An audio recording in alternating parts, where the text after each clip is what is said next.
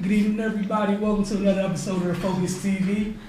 We got a lot going on this week. A lot has happened in the past week. If you're a fan of any team in the NFC East, a lot has happened of a certain team. A lot has happened in the past, hour and a half, Octavia? Yeah. Oh, you gonna comment on that later? Okay. All right, so obviously we're gonna have Octavia's NFC segment. We got a high school segment we're debuting, college segment. Gentlemen, we have in the room members of Prince George's Community College's men's basketball team. And Coach William West is here as well. And then, of course, we can't get throughout the show without talking about the Wizards. So we actually have some nice things to say this week because there hasn't been too many nice things to say as of late. But first, Cardell, I know you have some news. We don't have the drum roll going, but I can do it. Cardell? As far as... Oh, really? Yeah. Okay. So, Finest Magazine. You talking about the issue? Yeah, the issue. Well, yeah. New issue dropped. You got me all confused. Well, yeah, the new issue dropped. Season preview, touching on, a lot of season previews, they just touch on D1 or high school or whatnot. I try to touch on everybody, D2, D3, NAIA, Maryland JUCO, all that. So get over to Finest Mag, check it out. So you get it, and it's not just on the boys' side, the men's side, it's on the women's and girls' side. So you get a full, the full gist of what's going on. You know where to look at, who's doing what, which players are supposed to shine, should shine. As the season goes along, you know how I do it then. I have all Finest Mag teams, so every year players emerge, but for right now, based on last year coming into this season, these are players to watch and teams to watch. All right, guys, just a reminder, get over to finestmag.com immediately if you haven't done so. Gonna take a quick break. When we get back, we're gonna start our next segment with tonight's guest. You're watching on Focus TV, and we'll be right back.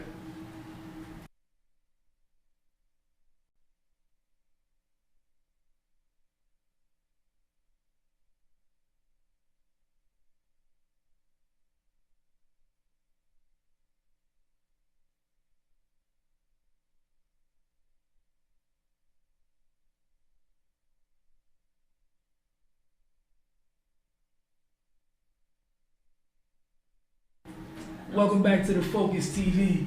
Again, as we told you guys in studio, we have members of Prince George's Community College men's basketball team. We got William West, the head coach. He's off camera at the moment, but we will ask him a question. He's not going to get out of here without having him come to the mic at one point in time during this segment.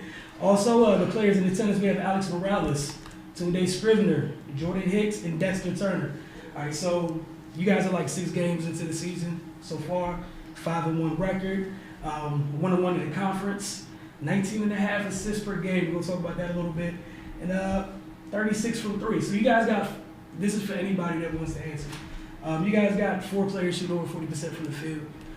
What does that do for you guys in terms of driving lanes and spacing when teams have to account for 4 of you that can shoot the ball at a decent clip?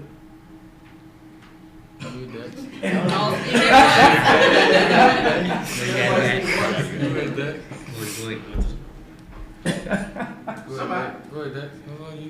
Y'all gonna make coach get up there and answer? Y'all shook like that. I can't able to do it every time right now. Go ahead, Jordan. Mike, right in front of you. No problem. You guys got 4 players shooting at least 40% from the field. What's it do for you guys, not only the shooters, but those ball handlers in a case with the type of space you guys get? Because defenses have to account for that many shooters on the floor at a time. That actually helps all of us. Like, we can share the ball and shoot. I don't know, honestly. So, from a personal standpoint, you guys enjoy the space that you get from having other guys knocking down shots?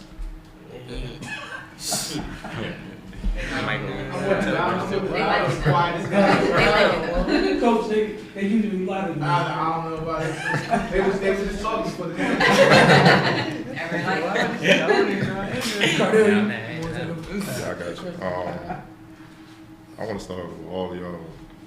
I will pick 9th in the preseason poll, and then y'all sit at 5-1. Just talk about this strong start and how does that feel to kind of, just be proving, people wrong so far this season. I mean, we was picked 9th, but that never affected us. Like when we was told we was 9th, like it didn't faze any of us. I mean, when we was picked 9th, I let everybody know that freshman year we was picked 8th. So then, and we won Maryland JUCO, so none of that really mattered. Like, those preseason rankings really don't matter. He said, Coach, you taking over for, Coach Johnson, how tough an adjustment, has it been to kind of keep the momentum going, but at the same time put your own DNA in the program? I think the hardest part of taking over was just having the new guys learn me. For the guys that returned, it was simple. I mean, I had been around them for 2 and 3 years. So for the newer guys, it was just basically like understanding that the system I was gonna put in, they would have to buy into it. And I needed the older guys to understand that what we had been doing, we weren't gonna do it like that anymore, but I still needed them to help the new guys buy in. Alex, 2 years ago you did your thing. Came in, took the ring, so to speak, led the team to the championship, won MVP. Then last year you redshirted. Coming into this season, what was your mindset, to kind of regain form? Because, I looked at not just the preseason rankings, but the player watch. You weren't ignoring it. It's like, how soon they forget. So, what was your mindset just coming in this season? Obviously with new pieces around the team, it's not the same team, but also trying to reestablish yourself as one of the best players around the JUCO. Man, I don't really look at like personal things, but as far as being overlooked, I mean, I've been overlooked my whole life, so it really didn't faze me. But I know, only thing I knew was that somebody had to pay for me having to sit out. That's all. Everybody got to pay for that. I worked too hard in the classroom to get back on the floor, so somebody got to pay for that. Everybody got to pay for that. Dexter and Dion, being sophomores, what are y'all doing as leaders to make sure the message that he's trying to implement to the team is always being, it's sinking in with everybody on and off the floor? You just got to be positive with the guys. Just keep them above. Don't let them fall down. If they go down, the whole team pick them up, not just me, everybody. Okay. Tunde, you transition pretty well. You coming in averaging 17 and a half. Normally freshmen don't come in like that. They might make, it might be a little spark, but you coming in dominating. What were your expectations coming in? How has the transition been just, in general? Well, Coach Butch told me just come play defense, play offense, just get the ball in my hands and try to score. It's easy. It's kind of easy because Alex and Dex, they pass the ball very well, and some more guys they pass the open guys all the time. So I'm just making shots and running the floor. That's it. Okay, this for all of y'all. What must continue to happen for y'all to keep this money going? Because now that y'all finally won, y'all catching people's attention. You know how it is, they're going to come at y'all harder. So what are some of the things y'all feel y'all have to continue to do to make sure this money continues? We still hungry. We ain't do nothing yet. That's how we feel. We feel like we ain't do nothing yet. We still hungry. Look at I had the guys look at everything in 1-game seasons. Right. We don't watch film of past games. I did that purposely because I don't want to dwell. So win or lose, when we get to the gym the next day, we're already on to the next opponent. A lot of coaches will sit around and watch the positives and the negatives and point them out to the team after a game is over, whereas I've adapted the strategy or personality this year, whereas once the game is over, it's over. Even myself, I gave myself a 24-hour rule to even be mad after a loss or be happy after a win because we got to get right back to it. So I don't let them stay too high too long. Just let the next opponent is already in front of us. Okay. My last question for all of y'all. It's a stigma attached to JUCO, where it's just like you sit there and just, you don't want to play there, but throughout the history of basketball, it's lost so many great players' careers if they handle the situation correctly. What are your thoughts to those people who just view, kind of just dismiss, JUCO basketball? You gotta say something. JUCO basketball. Can you repeat it one more time, please? What are your thoughts for people that kind of dismiss the level? Because a lot of guys just focus on D1, so to speak. Right. I mean, so like everybody in JUCO basketball, they could play. It's just the fact that like they didn't have the what's the word I'm looking for? Yeah, like the offers out coming out of high school, or they wasn't like on a good AAU team or something like that. It's all competitive. Got hurt. Throughout. Yeah, like me example, I got hurt. I tore my ACL 10th grade. So I mean, everybody has a different path. I ain't got no answer to that one. The older guys, come on. I've got a question. What's the question again? You know, people dismissing JUCO level basketball. What are your thoughts on that? Everybody got to work for theirs, and this is just step one to get into a higher level. My thoughts is that people playing JUCO are trying to get to another level. So everybody playing is gonna work 110 all the time. They're gonna be working hard on the court, and it's players in JUCO that's tough enough to compete on the D1 level, but their path set them back. Something that they did was wrong that set them back, and everybody working hard to get to the next level. So I don't understand why people even look past JUCO basketball. All right, so I'm gonna let y'all talk about yourselves a little bit, maybe that at home. So, like, what do you feel like is your biggest strength when it comes to playing? Biggest strength, finding guys open, running the floor, real good playing with these guys because they get up and down. All I got to do is pass it to them. I'm not good next. I feel like defense. I like playing defense, and it's like I feel like I can check anybody. It's just like I like that. yeah. I think my strength is running the floor and shooting shooting threes, and driving to the basket. There's a lot of things. All offense, you're them all. It's crazy. I think my strength is probably just knowing the game of basketball, like knowing that if something's not working, do something different, or if I'm not scoring, pass, or if I could just do different things. Okay, so I know you guys some people are just like leaving high school not long ago, a couple of years. Like, do you feel like there was a big transition between high school ball and college ball or JUCO ball? Like, what do you feel like is the biggest differences? I feel like the biggest difference probably people who know the game like you, and it's bigger, stronger, faster guys. Yeah, that's about it. It's kind of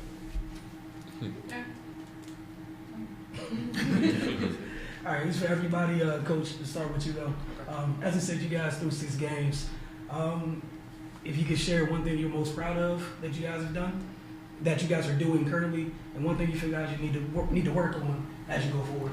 I think one thing I'm proud of is that they're believing in me. You know, I don't have the quote unquote basketball pedigree. You know, I didn't play college basketball, I barely played high school basketball, but I've always known the game of basketball. And I had to get them to believe in me, and they've done it. You know, it's rough sometimes. I can be an a-hole sometimes. You know what I mean? They'll tell you. You know, but I can also be your biggest fan. I can also be the person that you can depend on. So having them believe in me, you know, a kid coming from Wise who had, you know, D2 looks that, you know, situations happen, and having him trusting me, having a kid who had looks coming out of high school that chose a different route, took a year off, and could have went to pretty much a lot of JUCOs in this area and out, but having him buy into coming to me, having these guys return, and help my message. You know, I mean, Alex could have left, even last year, having the red shirt. So having everybody just buy in, and the guys that's not even here, our practices honestly have been pretty much tougher than some of our games. And that's not to slight any opponents, but I'm pushing. It's very fast-paced practice. Everything is on a time limit.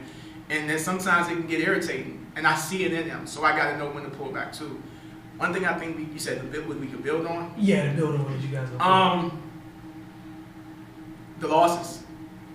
You know, I told them after we lost to Harvard, good, the pressure's off, we ain't got no undefeated. Right. You know what I mean? You know, and in this league, it's next to impossible. But they got to know that we're going to get punched in the face sometimes. We're not going to hit every shot, and so you just got to stay relentless. All right, for any of the players, anything you guys feel you guys are doing really well through the first 6 games, and then obviously something you feel you need to work on that coach didn't say? I feel like we playing as a team. That's what we doing well, playing as a team, playing together. It's not no, like, bad shots. If people get mad, if people shoot a bad shot, we just say get back on defense. We just playing as a team, everybody together. Anybody else of y'all agree to know that? We good. All right, the other thing, you guys heard you guys talking about defense, getting out shooting threes. How many of those threes do you guys get in transition? A lot. That's the That's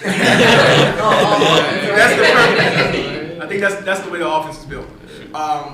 The offense is built to, I'm trying to get up 25 minimum a game. Okay. Analytically, it's just basically threes are more than twos. Me and my assistant we were looking at the our plus and minus earlier today, and the game we lost when we got up 19 threes.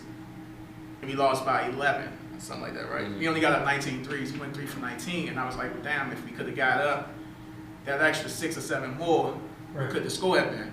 And so, our early offense is basically like on the break, if we got a 3-on-1, we're taking the 3.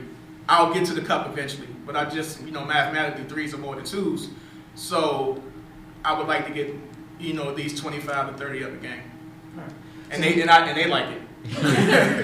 So when you guys are running breaks, as you say about 3-on-1 breaks, you got 2 sprinting to the corners.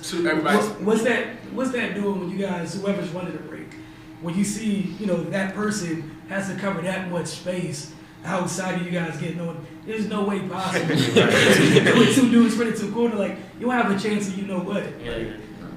That's how it's designed, I guess. But I know how do y'all like it? I don't get to play. Shit, we love it. All right, then lastly, I'll start with you, Alex, and everybody, if you can also answer this question. You talk about the feel of the game, the feel for the game that you have. You guys all talked about here. You talk about offense. You primarily talk about defense. How important is it for each of you, when your primary thing that you do, everyone has something that, they do primarily, isn't working, to find other ways to impact the game? We're saying for you, your shot's not falling. For you to find another way to impact the game until the shot starts falling, until you get that crucial stop. How important is it to find other things to do? I mean, that's very important, but I mean, that's a part of basketball. So if your shot not falling, you gotta find a way to stay on the floor, or you're just gonna be on the bench. So it's just what it is at every level. Anybody else? Yeah, I mean, realistically, you always gotta find something else to do. Like whether it's, let's say somebody's always gonna score on me. I mean, I know I'm not gonna be able to stop everybody. So I mean, you gotta find other things to do, whether it's find these guys running or scoring. So. Cardell, you have anything else? Octavia? All right. First, I want to thank you guys for coming in. Thank you. And wish you continued success this season. But we're about to take a quick break. And as we go to the break, Jamal Hayward, on this week's breakdown, man, he's knocking these things out. Like, we getting close to 30. So again, Jamal, shout out to you. This week's breakdown, though, from Jamal Hayward at 9-4-50 is when to use a regular layup finish inside hand. Again, it's when to use a regular layup finish inside hand. You're watching the Focus TV, and thank you again to everybody that came through. Thank you, Prince George's Community College men's basketball team. And we'll see you guys on the other side of the break.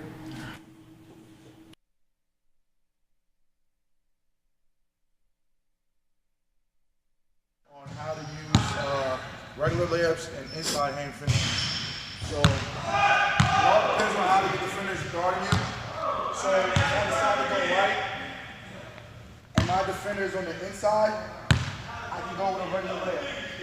Whether it's regular foot or same hand, same foot. If I go right again, and my defender try to come behind and block my right hand, then I go to the inside hand.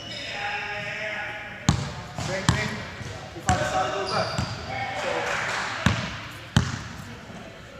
regular layup.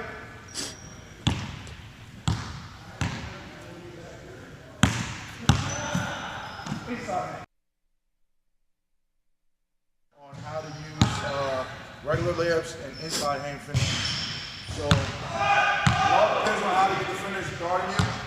So if I decide to go right and my defender's on the inside, I can go with a regular layup, whether it's regular foot or same hand, same foot. If I go right again and my defender try to come behind and block my right hand, then I go to the inside hand. Same thing if I decide to go left. So, regular layup.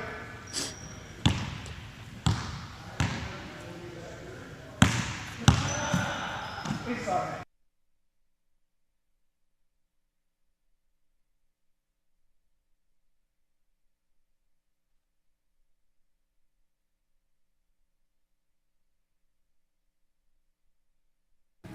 Welcome back to the Focus TV.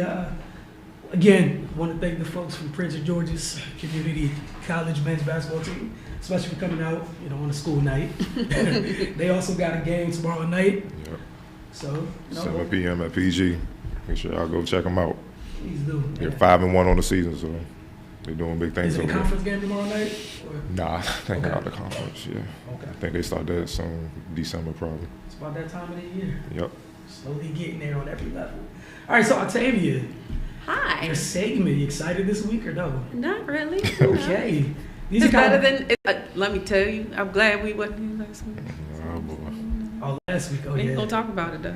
We are not. I didn't gonna even talk about text that. you. How about that? I appreciate y'all, cause just now I wasn't taking no calls anyway.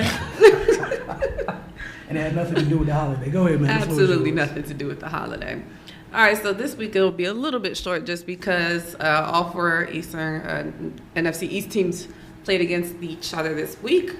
So we're going to go ahead and start with the Cowboys, who did play the Redskins this week. Both teams are now 6-5. The Cowboys are 3-1 in the division, and the Redskins are 2-1 in the division, which is why the Cowboys hold the tiebreaker over top of the Redskins. So the Cowboys did defeat the Redskins 31-23. If you don't know by now, Alex Smith is no longer the quarterback at the moment. He has a broken fibula and tibia. I don't know if anybody saw it. His leg was literally hanging. So, yeah, he's going to be gone. I think they said he's already scheduled to be out for at least 10 months. And he's still going to get that bag, though. Don't worry about that. He's still getting that. But backup quarterback Colt McCoy was 24 of 38, 268 yards, 2 touchdowns, 3 interceptions, 5 rushes for 28 yards. Adrian Peterson was 12 carries, 35 yards, and 2 receptions for 9 yards. Vernon Davis had 2 receptions, 73 yards, and 1 touchdown. Trey Quinn, 5 receptions, 26 yards, and 1 touchdown. And Jordan Reed has 6 receptions for 75 yards. Dak Prescott, 22 of 31, 289 yards, 2 touchdowns, 6 carries, 18 yards, and 1 rushing touchdown. Then you have Ezekiel Elliott, 26 carries, 121 yards, 1 touchdown, 5 receptions for 22 yards. And the recent pickup for the Cowboys, Amari Cooper, 8 receptions, 180 yards, and 2 touchdowns. So, this game on Thanksgiving, like it is almost every year, basically, it was bad for the Redskins. I feel like the game didn't start off horribly, but as time went on, they just had no answer for Amari Cooper, Dak Prescott, and Ezekiel Elliott. All 3 of them had, great games for that game. Like I said, with all the numbers previously, they actually allowed, the Redskins allowed the Cowboys 404 total yards and 31 points, of course. When they came into the game, only allowing an average of 19.8 points per game, which I believe was 5th best in the NFL at the time. Yes, so all of them had great games. Bright spot, at least on the Redskins side. Everybody who doesn't know, they did also sign Mark Sanchez as the backup quarterback for Colt McCoy. I saw you press the button. What you want to say? I said I'm going to be good. Go ahead. I really don't think they should even, entertain that. I know he has to be there because they need somebody just in case something happens to Colt. But I think they should trust in Colt. Even with the numbers that he put up this game, you have to realize he was working on a short week. Although Colt's been there for a while, so you expect him to really, really know the playbook at least. It wasn't a horrible outing outside of the 3 interceptions, but, you know, give him the time to get more reps in with the first team and see how things progress as time goes on. On the other side of the ball, Mark Cooper was just running around, like, and I don't think anybody on the other team even saw him. I mean, he had a 90-yard, reception. He had all of these crazy stat lines, and he's proven that, I saw a funny quote where they said it was a picture of Jerry Jones celebrating when they won, and they said when you make one good personnel move, like ever. But that's what they said. I didn't say it. But, I mean, everybody, was kind of like, they gave up a first-round pick for Amari Cooper, not realizing he's still 24 or 23. He still has a lot of playing time left.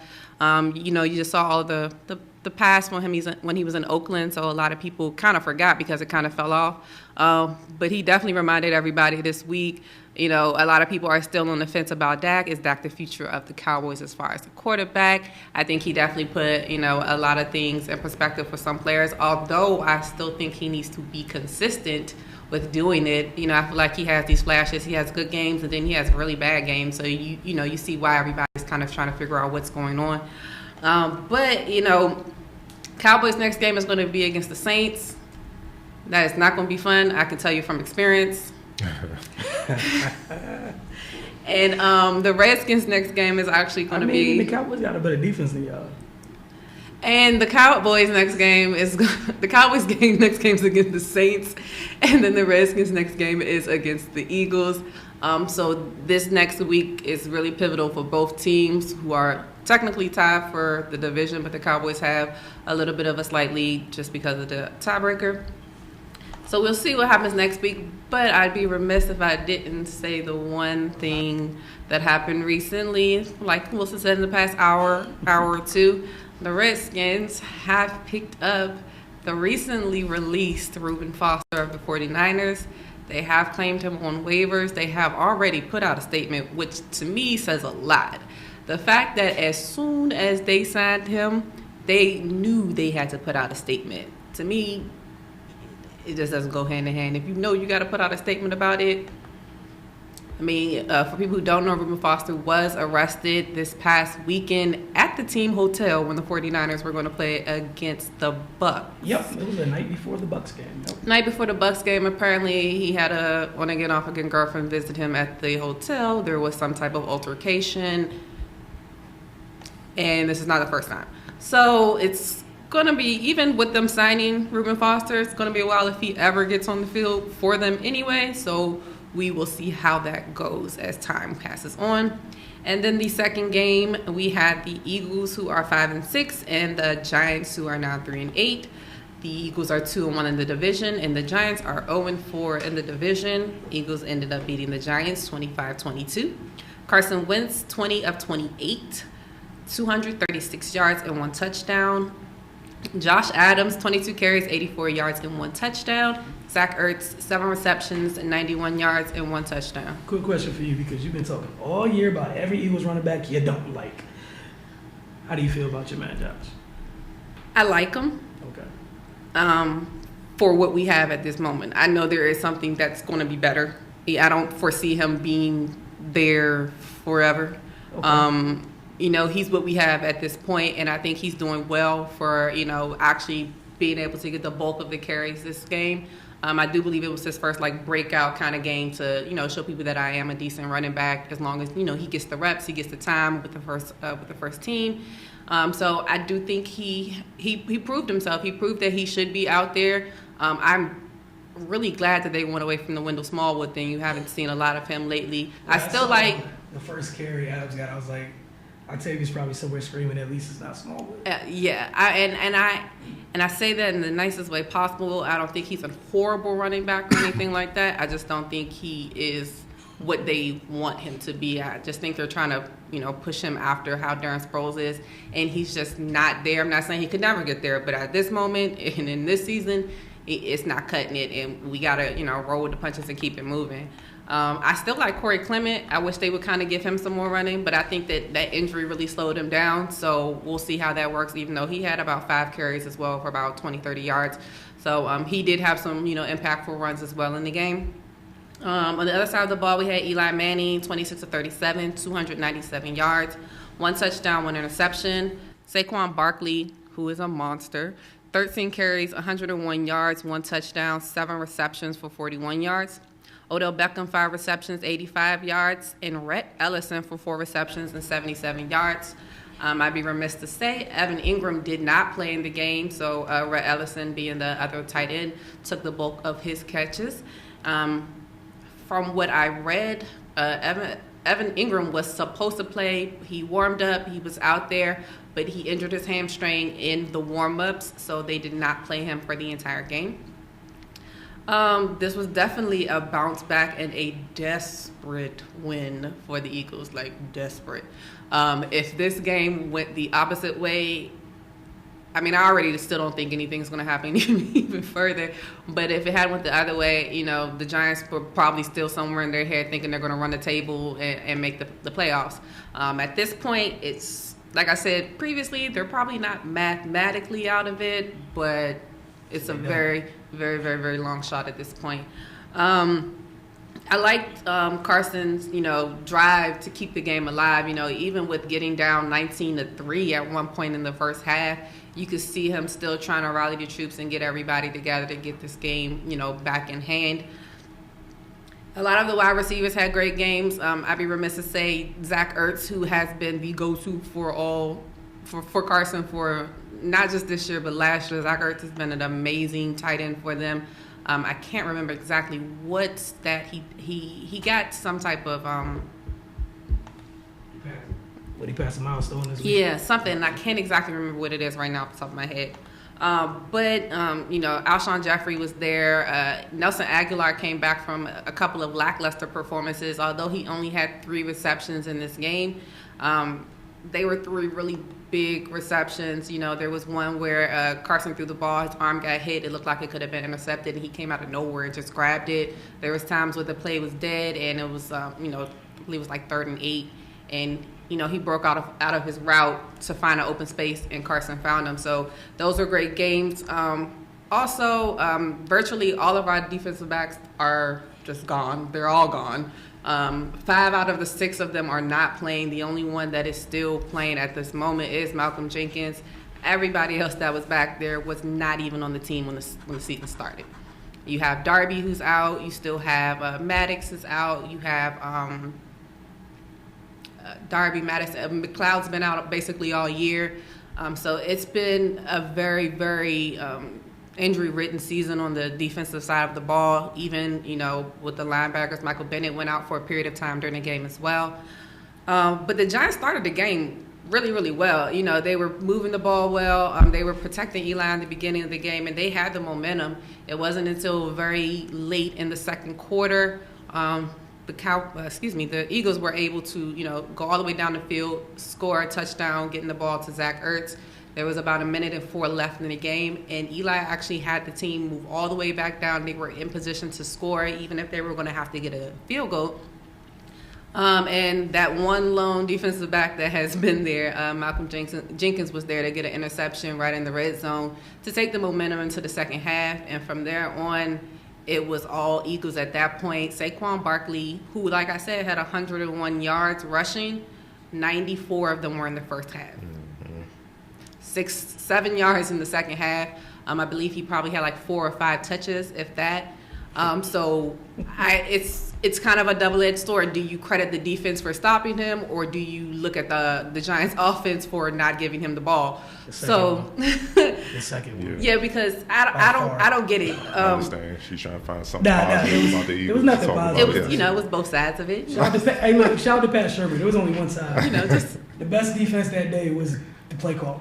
Just both sides of it. But I honestly, personally, do not understand the thought process behind it. Every single thing needs to go through him. I don't understand. I don't get it. Like, I don't know. Like, I want to see the plays they have. Bad teams do bad things. You have said that previously, and I have to be inclined to believe you at this point. There were a lot of miscues for them in the second half. Eli Manning took a timeout on a 3rd and 11.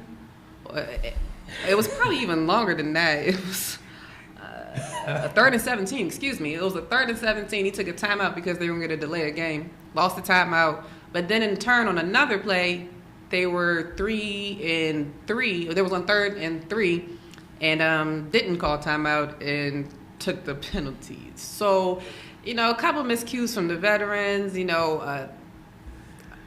Crazy how it looked. The makeshift DBs were able. The makeshift secondary was able to kind of hold Odell Beckham in check slightly. He did get his. He didn't score, but it happened. Look, man, we're not gonna give that defense any credit because Eli. I'm going to because a wide open Odell, we didn't have Beckham any Jr. freaking nobody. Anyways, it is what it is at this point. Eagles' next game is going to be against the Redskins. Like I said, so this next game for the Eagles, next game for the Redskins, and the next game for the Cowboys are very, very pivotal to figure out what's going to happen in the NFC East as the season is coming to a close.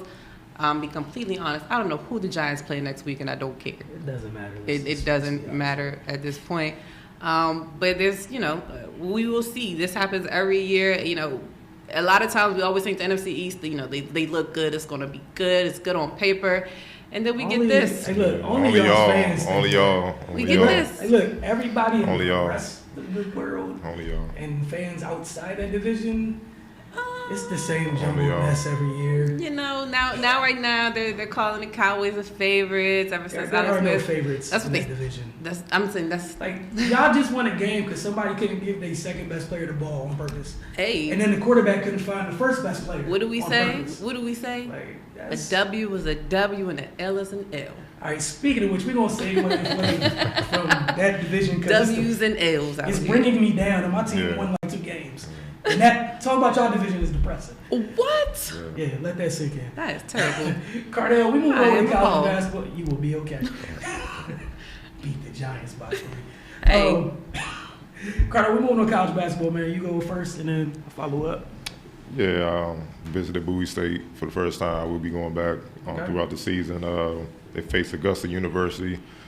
Folks don't know Augusta University is the team that went down to beat South Carolina earlier this season. Okay. D2 upset over D1. Caused shockwaves throughout college basketball. Bowie State has gotten off to a slow start, starting 0-5, but since that they've won 2 straight. Okay. Their last game, they beat Augusta University 62-55. Bulldog point guard Juwan Smith, he just torched Augusta every way. They could not guard him. 3-point range, mid-range, scoring inside, floaters, runners, whatever you call for to get the bucket, he got it done. He finished with a game-high 27 points on 71% shooting. Redshirt junior guard David Bell added 13 points and 5 rebounds on 5 of 8 shooting. The first half, Augusta held a 31-27 lead. They're a pretty good shooting team. And that's what got them the lead in the first half. They shot 46% from 3. Okay. Bowie State was struggling, guarding them from the 3-point line. Second half, it was a totally different story. Bowie State strapped up. They brought the intensity, and they held Augusta to 26% shooting from the field and 12% shooting from 3-point range. That's how they were able to come back and win the game. Bowie State, like I said, they won 2 straight, but I think, I've been following them throughout, even though I haven't, been to the games.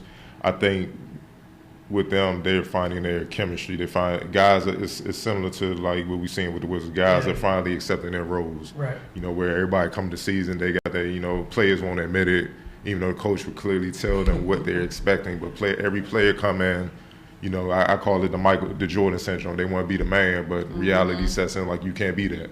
It's the reason why the coach said, we need this from you, we need this from you, we need this from you. Yep. And, that's when I'm seeing guys kind of find their roles, and you saw that come to fruition, especially in the second half, where, Smith and Bell led the way, where they, came back and won the game. And the thing I'm noticing about Bowie State, they have insane depth on the perimeter. Like, it's crazy. And what I mean insane depth is guys, versatile guards, about 6'4", 6'5", with length. They're athletic. They have all the skills. They're not just one dimensional, like one can shoot, one can ball. No, they all can do the same thing. and they can play anywhere from the 2 to 3 to the 4, and they're fearless. You know, most of them local players. You know what I'm saying? So, you know, just to name a few, you know, Bell's from the area. Justin Rowe, he played at Coolidge. He's from the area. They got UMass Lowell transfer, Ronaldo Perry. UMass Lowell's Division I. Ronaldo Perry, he McKinley Tech, former McKinley Tech standout, all-Met guy. They had one of the freshmen who I think is going to be a stud was St. Francis guard Elijah Epps. And they got another guard, Cameron Hayes. Like, their depth is crazy. So that's their advantage. The thing I'm seeing all season, they got to shoot the 3 better, because they shoot 27% on the season. Yeah, and you know, guys just gonna back off and like make the shot, make us work, and they hit enough shots in this game where they had to come up and guard them. Right. And if you have to come up and guard them, that's still Bowie State's advantage. They got guys that can make plays off the bounce all day, every day. So they have to start making shots, and I think that's where, you know, that their fortunes are turning. Tomorrow they play Gannon on the road game, and, you know, I'm excited to see where they go with this, but they starting to get some momentum. All right, as you move into a team, talk about your Terps, the women's that is. You talk about teams, you know, trying to find who they are and everyone finding their role. This young team, for the most part, Maryland's been able to do that to start the season. The last time we talked about Maryland, they were here in the area when they played GW. Then they've been on the road since. They went down to South Carolina and beat the Gamecocks in their building, 85-61. Then they went to the Puerto Rico Classico. They beat Morgan State, 68-44. Then they followed that up with a 58-51 win over Georgia. The win over Georgia I thought was impressive because for a team that only has one senior, you know, they got up big, and then Georgia came back. They had to earn that late in the game to watch a young team execute, make enough plays defensively. It's impressive. They got some big-time performances from their juniors, two of their very talented juniors, Kyla Charles and Stephanie Jones. We all know how special Kyla Charles is. It's fun to see Stephanie Jones become her own player, and she's important to her team, similar to how her sister was important. She's not the type of player her sister was, but it's fun to watch someone come into their own and be exactly who they are. She's the Jones, you know, she's the Jones sister they need for this version of Maryland, and she does a lot of the little things. And one of the things you can tell she worked on her game, she's hitting a 3-ball now, which changes things a lot because, you know, for tweeners, the more you can do, you know, obviously you can do a lot, but if you can hit the 3-ball, it changes the way people got to guard you, especially when you can play either the 3, 4, or 5. But another big reason for this Maryland start to the year, freshman Shakira Austin. She's been a monster on the boards from the beginning of the season. So during this 3-game stretch we just talked about, she recorded totals of 14 rebounds twice. Then against Georgia, she had 16. She had 2 double-doubles. So she's giving Maryland something they haven't had since probably Bree left. And then something they didn't have in terms of the type of athlete she is at the 5. Yeah, I mean, she got the potential to be better. Yeah. The defensive side. And it's fun watching because when she's down there with Stephanie, they have the ability to switch anything. Yeah. And Brenda loves mixing up pressures and coverages. And when she goes to zones, Shakira's at the top of the zone with those long arms, just messing up life itself. But, all right, Maryland is, as we just said, they're off to a good start. They host Georgia this week. So they got 2 home games this week. They got Georgia on Thursday, then they play again at College Park on Sunday afternoon. So we got a new segment. Cardell, shout out for bringing this back. Did a little bit last year. But the high school rankings for both the boys and the girls side, going to debut that. So this is pretty much how it's going to work. We're going to toss to this each and every week. Rodney's going to take over from here. And we'll see you guys afterwards. Bye.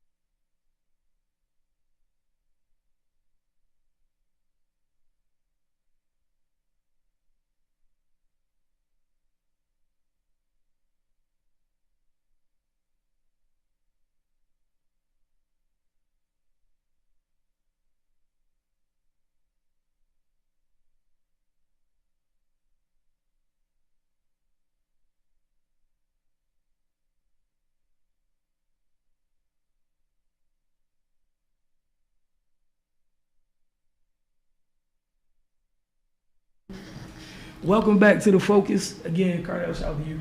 Bring the rankings back. Looking forward to each and every week is to seeing how those change as, the season goes on. All right, so we can't end any show without talking about the Washington Wizards. The Wizards are 3-1 since making changes to their starting lineup and overall rotations.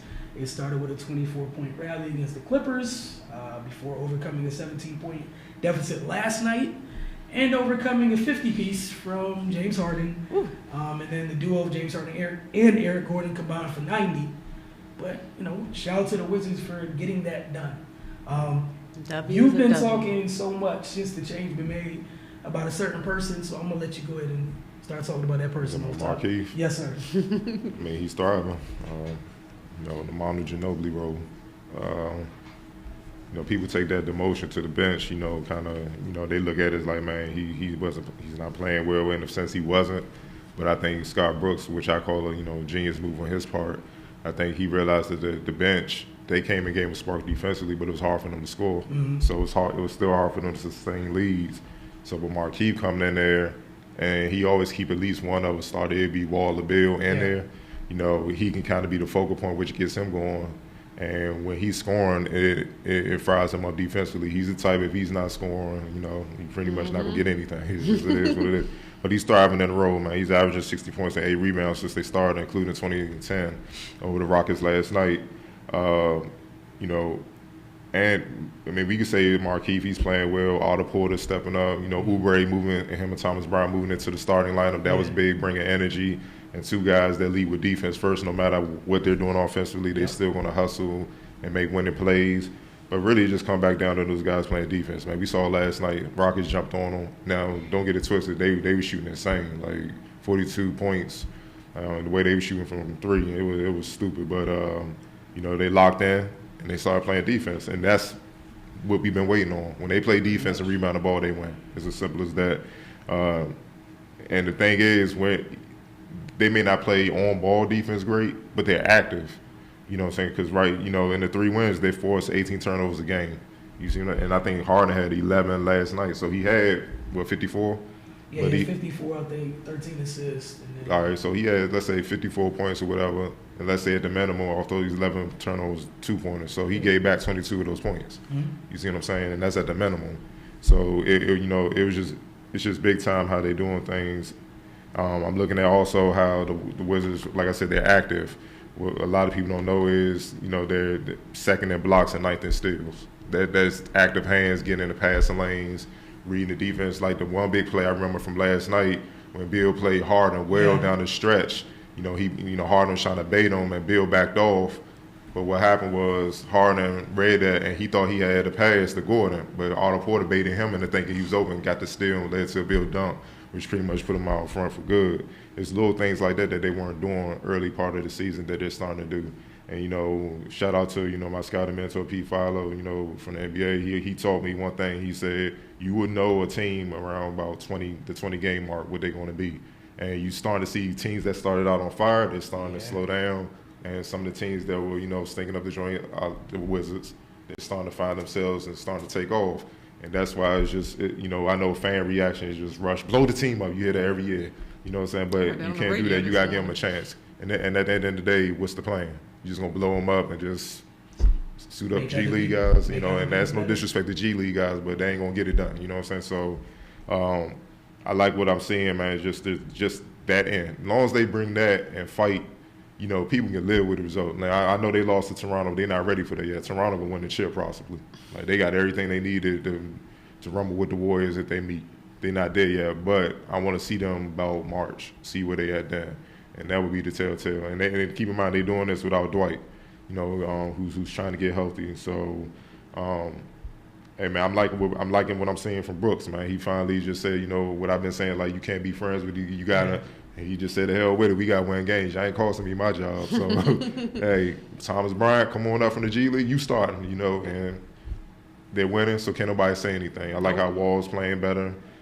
Bill's playing better. I love how Bill accepted the challenge with Harden. Harden was on fire. Bill, I got this. And they was going at it. And he got key stops down the stretch. So, kudos to the Wizards, man. They keep playing defense and rebounding well. Because in the 3 wins, they out-rebounded with the Clippers. Yeah. They got out rebounded by 2 by the Pelicans, and I think they got they tied the Rockets last night. So when they around that rebounding well, they win. When they not, they lose. So, simple as that, man. Yeah, and just to piggyback what you talk about with that second unit, where it's 4 second unit guys and a starter. Counting Keith as a second unit guy because he's a super sub as of right now. Going forward, Satoransky, he's been pivotal. He's not. It hasn't been something where you pull up a box score and you're like, oh, Sato was cooking. Now it's other things. Rivers too. Rivers too. Also Rivers. One of the things that stood out last night, Sato came in, late first quarter, early second quarter when that group made that run to get back in the game, and he was the guy making an extra pass. And, he had 3 assists that registered and probably 3 or 4 more hockey assists. And those extra passes, it's life for scorers. The extra pass, Markieff gets a little bit more of an open look. Brad was on the floor with them. He gets an open look. Brad was crazy efficient last night, 12-18 from the field. And the other thing with Sato is because he's 6'7", and Kuzma Brooks finally, and Brooks did this himself, like maybe I'm just slow. It took me 16, 17 games to realize Sato needs more minutes. And these are facts. You can play him in several different types of lineups, and it's fun. I like when he's on the court with John and Brad because you have a surplus of ball handlers now. And the other thing Sato does that doesn't get enough credit, he crashes the offensive glass on that unit. He doesn't always get the rebound, but he drew like 3 fouls last night just by crashing the glass because it's hard for guards that want to leak out. He's 6'7", and he's a plus athlete. So kudos to him. Jeff Green's been consistently. I was about to bring up Jeff has been just quietly been this rock throughout all this. You can count on his contributions each and every game. Last night, the only thing that really hammered him was foul trouble. But outside of that, he was around, he was active. He's such a mismatch offensively. We're starting to see him take people off the dribble. And what it does to teams when he's attacking the basket, you got to make a choice. Do you leave or are you low and buy a much lower bid for easy dunk?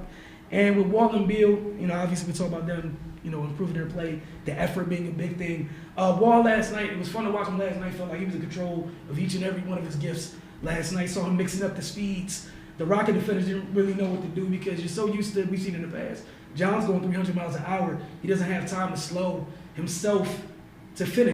Last night he was finishing. He was drawing fouls. This is a guy who typically doesn't draw a lot of fouls as much. He goes to the rim. He took 11 trips last night.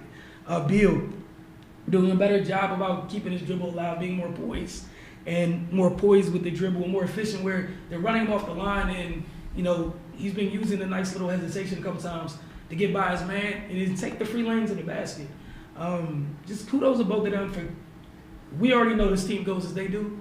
And it's no shock that with the things that we mentioned already, that their improved play has really played a big role in, on both ends, might add, played a big role in them kind of trying to dig themselves out of this hole. Right.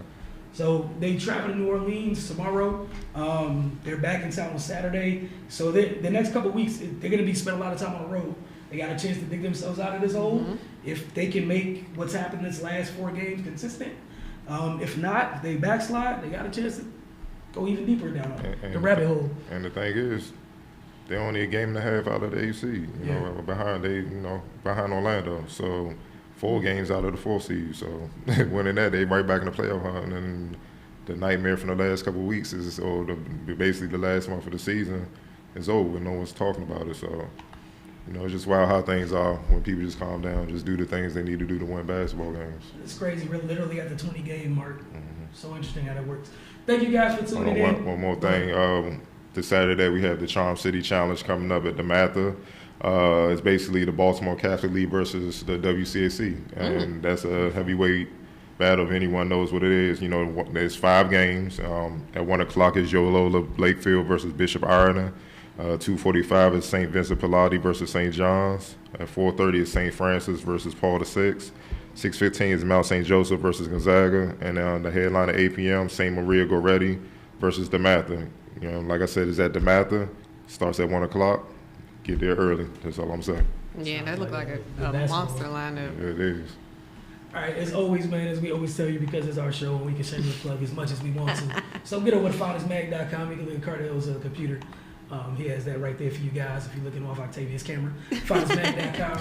Also, get over to mymodelsports.com. As always, follow the social media accounts accordingly throughout the rest of the week. We got some coverage for you guys, and we'll see you next week. Same time, same place, right here, the Focus TV.